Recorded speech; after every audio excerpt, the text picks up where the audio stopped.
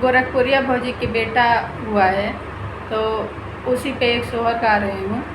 और आप लोगों को अच्छा लगेगा तो लाइक करिएगा, शेयर करिएगा और कमेंट करके बताइएगा कि कैसा लगा आप लोगों को ये गीत।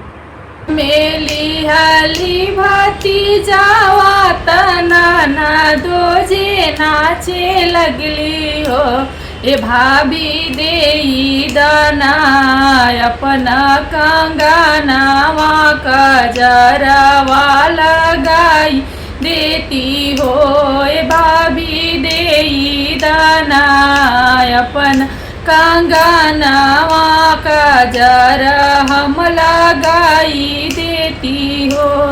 भीतर से निकलेली भाभी बिरहिया बोलिया बोलेली हो, ननदो देई दाना हमरो लाला नावा का जरा हमल गाई ले बो, ननदो देई दाना हमरो लाला नावा का जरा हमला गाई ले बो।